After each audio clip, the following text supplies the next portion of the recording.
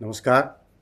आजकल बदलते परिवेश में स्त्री पुरुष के आपसी संबंध और ससुराल से संबंधों के विषय में कुछ मित्रों ने ज्योतिषीय विमर्श के लिए मुझसे एक वीडियो बनाने के लिए कहा था।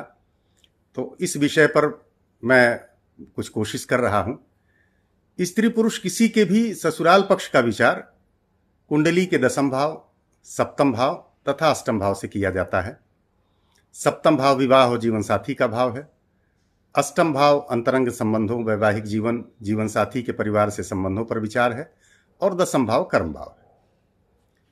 कुंडली के अष्टम भाव में यदि कोई ग्रह न हो और अष्टमेश वक्री हो तथा पाप ग्रह से दृष्ट हो तो जातक को ससुराल से हमेशा अनजाना तनाव मिलता है, जिसके बारे में जातक को पता ही नहीं होता है। इसी प्रकार यदि अष्टम भाव में शनि हो तो शनि का तो स्वभाव है पग पग संघर्ष देना, और अष्टम का शनि आयु तो लंबी करता है लेकिन कार्य क्षेत्र में संघर्ष देता है। और अष्टम में स्थित शनि ससुराल पक्ष से हमेशा दूरी बनाते हैं और जातक को सदैव आरोप झेलना पड़ता है।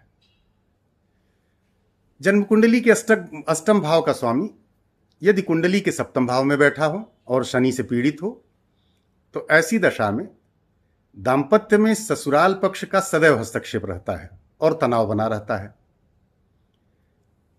कुंडली का अष्टम भाव का स्वामी यदि द्वादश में बैठे हो, 12वें भाव में और शत्रु राशि में हो तो ऐसी स्थिति में जातक का धन चाहे वो स्त्री हो चाहे पुरुष हो, हमेशा ससुराल पक्ष के माध्यम से ही नष्ट होता है। वो खराब चीजों में खर्च होगा, ससुराल पक्ष उसको बर्बाद कराएगा। जन्म कुंडली के अष्टम भाव के स्वामी यदि राहु के नक्षत्र में हो तो जातक को हमेशा ससुराल पक्ष के षड्यंत्र का शिकार होना पड़ता है और ससुराल पक्ष हमेशा जातक के साथ चालबाजी करता रहता है, कुछ न कुछ षड्यंत्र करेगा।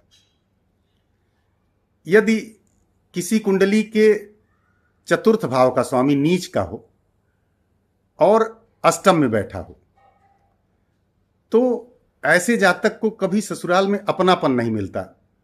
हमेशा लोग पराये की तरह ऐसे जातक से व्यवहार करते हैं। यदि किसी कुंडली के अष्टम भाव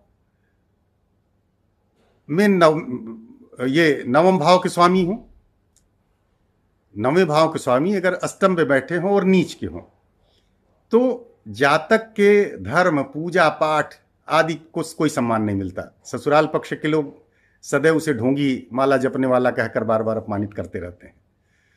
तो ये सामान्य सी स्थिति जो कुंडली के ज्योतिष विमर्श में मिला कि ससुराल से कितना